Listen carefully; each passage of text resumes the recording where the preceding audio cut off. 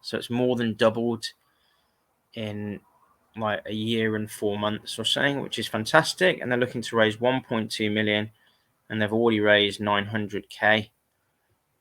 This one could get closed very quickly. It's been less than a day, and this is quite interesting. And I wouldn't normally do a video this early, but I'm quite excited about it.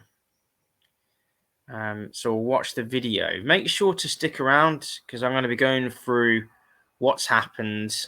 I'll look at the pitch decks, the previous pitch deck, and now the recent pitch deck, and why this could be a massive company, huge. And I'm going to give you my opinion on the risks and potential risks and return for this potentially massive asymmetric trade or investment. Let's watch the 2-minute video first. Apologies if I'm a little bit grouchy. I'm recovering from COVID, which I still have. But anyway, let's watch this video. We launched Howbout in 2020 with a mission to change the way people get together. An easy way to make plans, bring your social life together, and re-spark spontaneity with your friends. And the awesome thing is, it's taken off. Since then, we've grown to over 300,000 users. She's amazing. From leading venture capital and angel investors, and been featured by Apple as one of the best apps to help manage your social life. Last year, we got our users and community involved in our first crowdfunding campaign that saw us smash through our funding target in 24 hours. Back then, 70,000 plans had been organised on Howbout. Now, it's over 2 million. Which I think is amazing. We were announced as a finalist for the 2021 Great British Entrepreneur Award, Startup of the Year. We've grown our user base to over 125 countries, and we broke into Apple's top 10 social apps alongside WhatsApp, Facebook, and Skype. For us, one of the most compelling reasons to invest was the data. The team have demonstrated fast and consistent growth over the last couple of years, even though they were launched in the middle of a lockdown, which to me is really impressive. If they can achieve all of that despite numerous lockdowns, then I have full conviction in what they can do in the future. I really believe in these guys. I invested in their round last year, and what separates them is how quickly they experiment and learn. And so I'm not surprised that their growth and engagement are off the charts. I have a lot of confidence in them going forward. What's really exciting is it doesn't matter if it's a group of friends getting together for drinks, a running club planning their sessions, or a band organizing their gigs. We've received such incredible feedback from so many different types of users. And the best thing is, we're solving a problem that everyone understands. Over 75% of our users join organically, and we're able to generate a huge amount of buzz from people sharing the app with their friends. Off the back of an amazing year, we recently closed our seed round led by some incredible VCs and tech execs. Building a community has been a huge part of our growth, which is why we're excited to open the opportunity again for you to invest in the round. We're on a mission to build the easiest way to get friends together and bring the attention back to your friends in real life. The best thing is, we're only getting started. Okay, so that's their pitch video. I completely understand it. It makes a lot of sense. Everyone knows the problem. It's a global problem. It's backed by good people. They've got a global vision. It's growing organically globally. They've got a good team. But I think the idea is a fantastic one. It looks like they're executing very well. So let's have a quick look at their previous. I think this is the previous one, and we can kind of compare very quickly. I'm not going to take too much time on this because there's been a little bit of a comparison already. 1 second. So they had 30,000 downloads and 500% growth since they launched in 2020 with 600 events organized per day. They're already in 100 countries, and it looks like they were backed by the Snapchat exec from the start.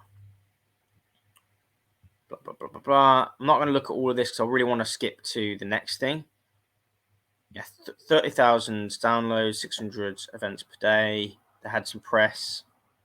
They had over nearly 500 ratings, nearly 5-star. Cumulative downloads, 30,000. So they launched in 2020, and then by Jan 2021, they had 30,000 downloads. Now let's compare that to their most recent deck. This was released today, or maybe yesterday.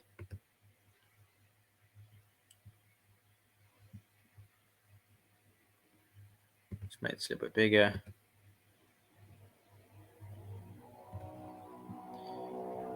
Cool. So I get this premise. Sorry about the idiot motorists outside. I get this premise that social media is like becoming about followers, and it's not actually about intrinsically meeting up with your friends or being friendly. It's more about kind of showing people, things. And so I get this like importance of the growth of the private community. I think is tangible with Discord, Telegram. I've not heard of Be Real, but sounds like they know about that. I might have to research that after. And of course, Meetup I think is probably the most probably the most similar one. But I think what's interesting about this is this, Howbout is your friends and your own community of people, whereas Meetup was, there's a lot of strangers, and it was very hit and miss with the events you went to. Whereas this is almost like, it feels to me like it's the Meetup for your friendship group. They're calling it the one app for your social life. Now they've had 300,000 users, 10x growth. They're in 25 more countries, or at least 25 more countries, and they've had 2 million events organized, and they're getting most of their growth organically. So I think we know the problem, and this is the solution. It says it kind of visually. You can add people. It's almost like having, it looks like it's almost like having a WhatsApp group, but it's tied in with calendars and maps and chat. That makes complete sense. Almost like it's a mixture between a calendar app, a booking app, WhatsApp group, maybe like a polling group. It looks like you can have polls and things, and yeah, it looks very good. It's getting a lot of press. It's getting a lot of good reviews. It's growing organically. I have some thoughts on this a bit later because I specialize in go-to-market strategy and marketing, demand generation, etc. Customer acquisition, work for WhatsApp at the moment for Meta. But anyway, I'll talk about that a little bit later. They've had 10x growth, which is fantastic. They've gone to 300,000 users. I'll talk about this a little bit later as well, and the significance of this. It's only been like a year, basically, just over a year. Total plans made, I think it was 30,000 before, and now it's more than 2 million. And if this is their like metric of like how good the app is, for example, with WhatsApp, it's like how many messages that are sent. If for Howbout it's how many plans have been made, then they've had over 2 million. In the last 6 months, it's doubled, and they're big numbers. 1 million to 2 million. This is very, very, very impressive. So it's network effects. They get social planners who invite people, who then would probably mention it to other people, to other social planners, etc. Got a good team. Not going to go through everything here, just in terms of speed. So it looks like it's at the cross section between, you've got communication apps like WhatsApp and Messenger, SMS, calendar apps. I've not heard of Doodle actually.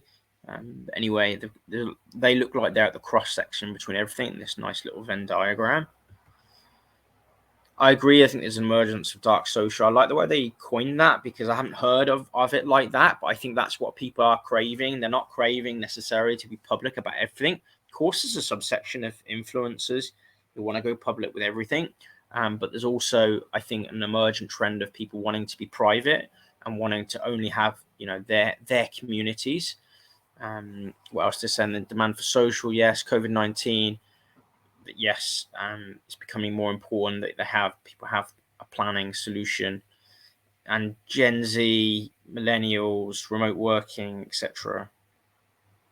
Looks like this is the monetization. There's going to be power plan, if you like. Then maybe pricing for teams and clubs and communities, and in-app booking with affiliate commissions, which I think that makes a lot of sense. So they're going to be $250 for planners a month, which, yeah, I think they've probably hit the nail on the head that there's only a small percentage, maybe 5 to 10%, that'd be willing to pay for that. I think they'd have to add enormous value. They probably do. I haven't actually used the app myself yet. I invested in the first round, actually, only a small amount, which is a mistake, as it seems. But anyway, 5 to 10% is what they're saying. Group subscriptions, I think, is probably more likely. And I've put that at 15 to 20%. I think that might be a bit generous. At £6 a month, they were like your local football team, for example, or hockey team or netball team or poker club or whatever, they would have to also see enormous value. So I think it might be lower than that actually. But I'm gonna later on in the video, I'm gonna talk about other ways that they haven't put in this deck, which I think they can make significant revenue from. So I'm not so concerned, like if the group subscriptions only make 5 to 10% rather than 20%. I'll talk about other ways I'm quite confident they can make money from in the future anyway.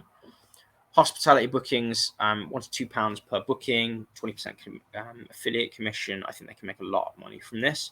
They have said they're going to make more, the vast amount of money from that. So they want to hire, they want to grow, and they want to build their technology to make it sustainable. This is their forecast. I'm going to go through this pretty quickly, but I've looked at it before. I'm going to talk about highlight the things that I think could be interesting. So they're not making revenue now, but they project to make 173,000 with a gross profit of 85%, 147, operating costs of 1.1 million. The majority of that, around 50% on staff, around 35-40% on marketing. Only a very small amount on tech, I guess, because in-house tech, and a bit on professional fees. So they're losing money there, but they've still only got a small team. They're going for nearly 1 million of cumulative downloads. And then the next year, 4.3 million. Revenue's gone to 1.5 million. Gross profit of 1.1, and then even more costs. They haven't increased headcount, but they have increased salaries or bonuses, I guess. They've slightly increased marketing. Technology's increased by 3x, but about 40k, and professionals gone down. Then it gets really exciting with these other years. I think this is where they're saying they're going to have a Series A round. They're going to get up to 24 million users. The revenue is going to 5x or whatever, up to 8.7 million. Cost of sales goes up quite a lot to 2 million. Operating costs obviously go up quite a lot. Staff, it looks like they're going to look to 10x their staff costs, but only get an additional 50 people. So maybe senior people, bulk up everything. I imagine they might need to have global teams, probably different languages, things like that. Marketing goes up, which I'm glad to see, because I think that's going to be the rocket ship for them. 2 million tech costs go up. And then the final year on this projection, 2025 to 2026, which is actually not that long away. Some people might be watching this video in 2025 or 2026. Revenue, they think, goes up to 62 million. Gross profit of 46 million, with a lot of costs here, but profit of 5 million in cost. I think that's right. Is that 62 million? I think it is. 0.1, 1 million. Yeah, 8 million, 62 million. Because I've done it. It's a bit confusing by having 67,000k. But anyway, 62 million, 46 gross profit, a profit of 5 million. So I think there's a couple of things here that I'm pulling out. It's very hard to forecast. I'm not sure they would have forecast their things to grow quite so much in terms of social planning events would go up to 2 million. I'm not sure they've planned for that growth. They might have. So I think there's some things you can plan for and some things you can't plan for. They're going to use the money to grow in the UK. I think that's what they're saying here. I think that's there's probably a financial reason there. Maybe VCs prefer to have kind of US and UK users, maybe because VCs tend to be based in the UK and the US, I would imagine. I don't know. But in my experience, UK and US users are more expensive to acquire. So I think there's something there. They may want to look at other countries later on, potentially to grow in where it's a lot cheaper. I know that certain countries are more social in some of the data that we're finding for WhatsApp. For example, certain countries are more likely to be on WhatsApp and organizing plans on WhatsApp and contacting businesses and booking things on WhatsApp. Obviously, that's my day job, working for WhatsApp. So I know these things. I probably can't talk about all the intricacies of everything, but there are certain countries where it is definitely more prevalent. And I have got some thoughts on which countries would work best for them based on my experience and my knowledge. But even outside of my experience with different companies on my CV or whatever, there's some kind of fairly somewhat, then I wouldn't call them universal, but logical truths here, that acquiring customers from paid media is cheaper in lower costs, lower CPC or lower cost per click countries, because the cost of a click is so much cheaper. If you think of the equation like number of clicks divided by your conversion rate is your number of users that you acquire, right? That might sound a little bit technical, but if you get 1 million clicks in the UK versus 1 million clicks in somewhere like Indonesia or Nigeria or India, or places where the cost per click is so much less, like in India it might be 10x less. So let's say in the UK you might spend £1 million on those million clicks, right? Pound a click. In India it might be 10p a click, so you're only spending 100k. And you combine that with in certain countries the fact that they're more likely to want to plan things on social media using apps. There are certain countries in LATAM, for example, that are big on this. And let's say the conversion rate's double. So you spend 1 million in the UK, and let's say out of your 1 million clicks, you get 100,000 users, a 10% conversion rate. It's only 10% because I think Howbout is a growth company, and it might be as good as that. Not all companies get 10%, but let's base it on 10% for now, for ease's sake. I want to stop sharing the screen actually, so you can see what I'm saying here. If you've got £1 million and you've got a conversion rate of 10% in the UK, and you're getting 100,000 users, the LATAM example, if you're getting it for a tenth of the cost, you're not spending 1 million, you're spending 100k, and let's say the conversion rate is double, then you're getting 20,000 users, right? And you're getting double the users, but you're spending 10x less, so you're getting a 20x return. So the same 100,000 users you're getting, if you spent the same amount of money in a LATAM country, let's say, versus the UK, you get 2 million users in LATAM and you only get 100,000 in the UK. So just an example, obviously. And if you do even better marketing, and there's my kind of marketing, I use what I call a quasi-scientific model, which looks at lots of different variables. And one of the variables is cost per click. One is region. I have about 50 variables. And when you tweak these variables, those growth forecasts and user acquisition, they can just go off the chart. Like, especially if you put your money and you put your budget in the right place for paid media. And of course, paid media can lead to more organic growth as well. I apologize for my hair here, guys. I have had COVID and I'm not feeling 100%. You have to ignore the hair. So going back to the revenue and the profits, they say 5 million, right? I think there's a number of things that I think they could make a lot of money on. So I think partnerships, I think they can make a hell of a lot of money on. Products, maybe even having a shop in the app. I know that they can't talk about too many things for investors. Investors get confused and they kind of disbelieve startups when they start talking about 50 ideas. But look at Instagram. The company I work for, Meta. Instagram started with images, but now, yes, you can buy products. There are shops on Instagram. You can do advertising on Instagram, all sorts of advertising on Instagram. So why couldn't Howbout have advertising as a marketing channel, as a revenue generation channel? Of course it could. Why couldn't it have shops? Of course it could. Why couldn't it have affiliate revenue? Of course it could. Why couldn't it be producing content, about guides to the most, underground, almost like the timeout for Howbout. It goes on and on and on and on. And that's why I think 5 million for 2025, 2026 is an underestimation of what's possible.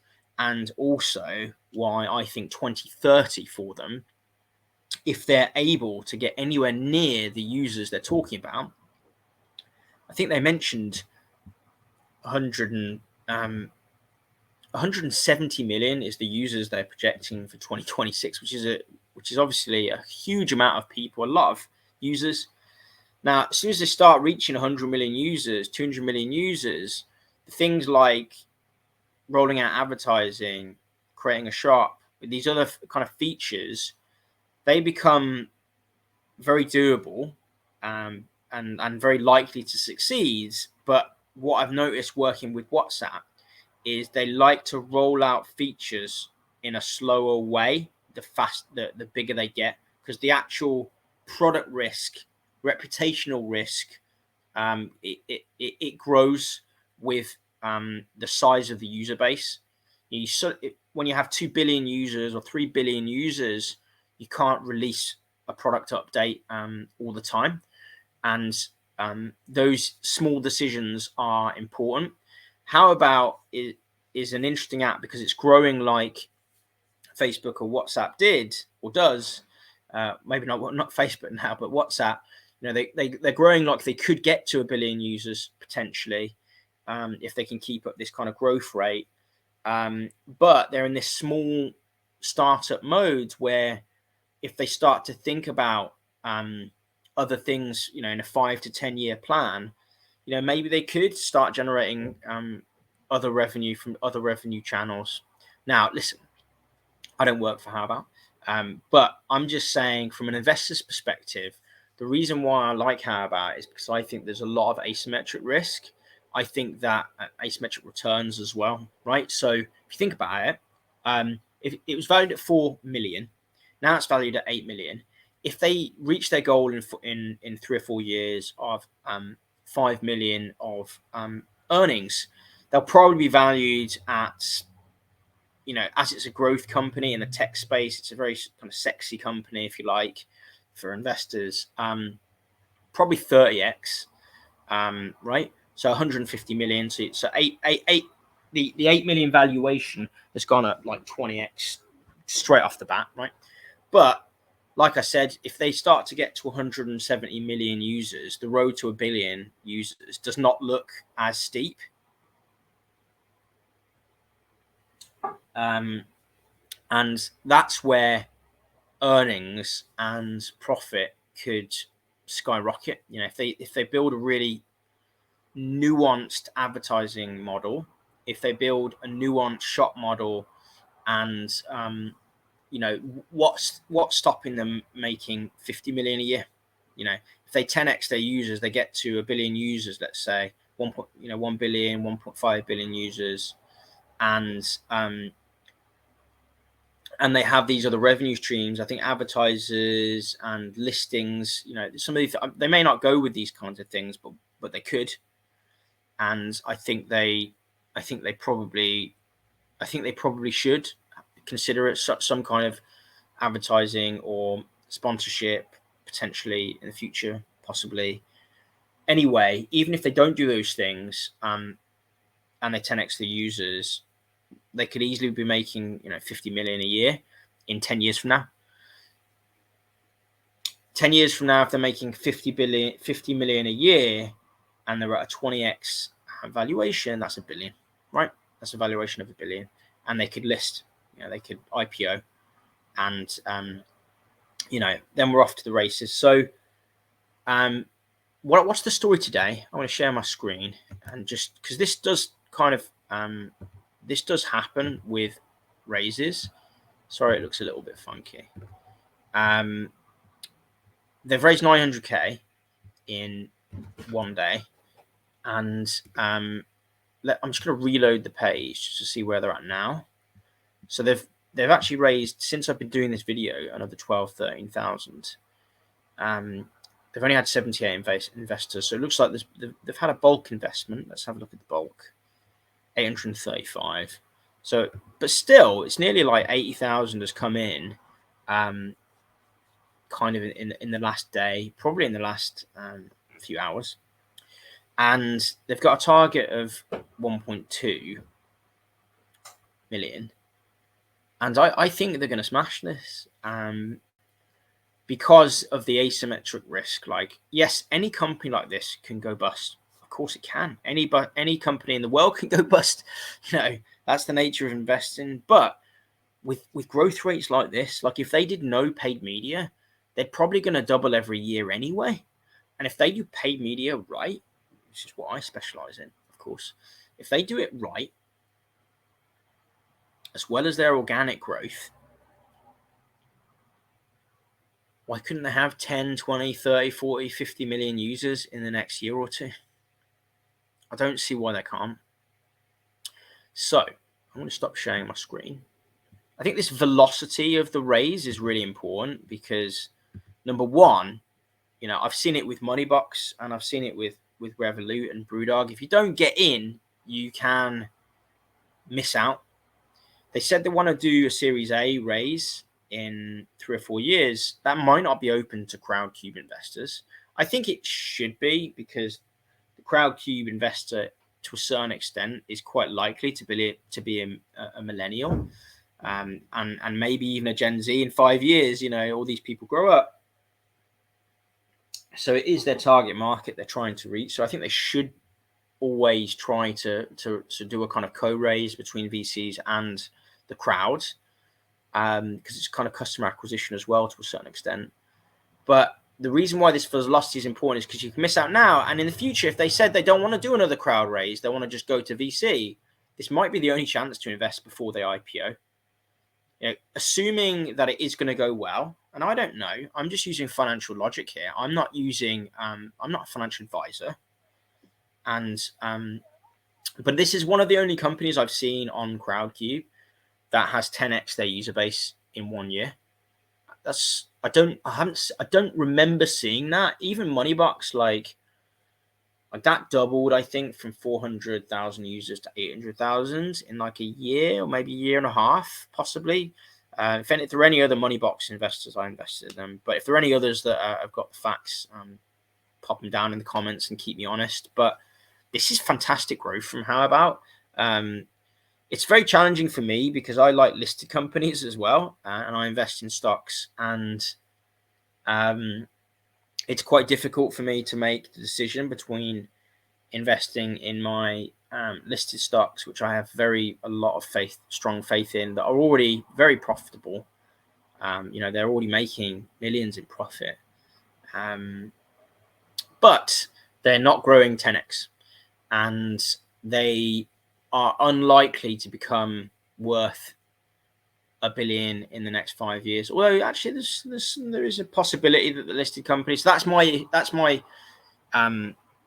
difficulty, and maybe you guys have the same. You're investing in listed companies, but the other benefit of investing in startups like this is you're along for the journey, and you get the inside view on what they're doing. And I like that feeling about being part of something which is a little bit private. It's not that every Tom, Dick, and Harry can talk about investing in Tesla or in Apple or in Meta, and most of the time they haven't got a clue what they're talking about. They have no sector experience, they have no investing experience, and they've only been investing 5 minutes.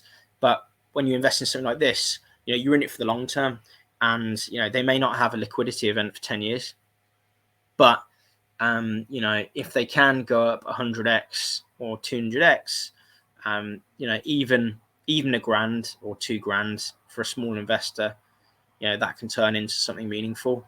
And if you're a medium size or larger investor, you put in 10k or 100k or $1 million. Not financial advice at all, but I do think there's asymmetric risk here. I do think there's an asymmetric return. I'm interested in this. They have social proof. They proved the concept. I think there's a lot of things going for this, and I've invested. Because of my situation, I can talk a little bit about it, but I can't give too much details. But as you know, I make videos about investing. I invest in a lot of these companies, which means I can't invest, 5 or 6 figures in one company. I just can't do it because, I've gone with the strategy of, and it maybe isn't the right strategy. It's just what I've been doing. But my strategy has been kind of satellite investments first. So smaller amounts at the start. So in 2021, I put in a 3-figure sum into Howbout. And in this round, I've gone with a 4-figure sum. But because I invest in many companies, I've gone with a kind of portfolio approach, investing in kind of lots of companies. In my startup environment, I've invested in about 70. In my listed, stocks, I only have about 5 or 6. And my mindset was I was going to invest more in follow-on rounds. And that's what I'm doing. But, Howbout is making me consider the opposite. And I've been thinking about this for a few weeks. Maybe me as an investor, maybe I should be investing more early on because the risks stay the same. The risks are you're going to lose all your money, right? The risk is constant, but the return is higher at the start. So let's say Howbout does go up to $1 billion. The early investors that invested when it was worth 4 million, could make 250x. And the people that are investing now at 8 million, they'll still do well at 100 and whatever it is, 120x. They're going to get half the return. And let's say I've invested 5 grand when it was 4 million, that's a lot of money. That's over $1 million. If it does reach $1 billion, that's how much I would have made. So obviously the same is true if companies go bust, and they are more likely to go bust at the start. So I'm not making any hard and fast decisions right now, but I have decided to invest in this company. If you're an investor in the firm, let me know your thoughts. If you're considering investing, let me know. Remember, I'm just using financial logic here and my experience with growth marketing and apps, and in my investment experience. And I like the company. It might not work out, but I'm investing money I can afford to lose. Wouldn't want to lose it. And I don't think I will actually with this. I think I have a feeling that there's a more than 50% chance that they'll do well. I kind of think that it's more like 80% that they'll do well, maybe 90%. I'm getting married in 4 weeks from now, so I can't put in any more than I've said that I'm going to put in or have invested on the platform. But anyway, I hope you've enjoyed this video. I do lots of videos like this where I analyze pitch decks, analyze companies, both listed shares and private markets like this startup investing. If you are interested in learning more about growth companies, investing in general, it's not advice, it's just my kind of experience and financial logic that I try to apply. And you can probably learn quite a lot through my videos. If you're interested, like the videos. I do these videos for free. Don't get paid by anybody, but I enjoy making them, even when I've got COVID. But if you're looking to help me in any way, consider subscribing, hitting the bell notification icon. Indeed, you might, if you are an investor in Howbout and you follow my channel and you've hit that bell notification icon button, you will get notified about that next raise. And as you've seen, the velocity of this raise, of certain raises like Howbout or Moneybox, if you don't invest soon, you can miss out. So it's quite important to be on it, and that's what my channel is about. When I see a company I've invested in or done a video on, I will try my best to produce a video quite soon after their initial announcement, and I'll try my best to do analysis. I don't know if I'll be able to do it forever, but in the meantime, if you can like and subscribe, that gives me positive feedback and motivation to carry on. Guys, I hope you've enjoyed this video. I enjoy making them. Remember that knowledge is power, especially the right kind of knowledge. And progress is everything. I'll see you guys in the next upcoming video. Take care.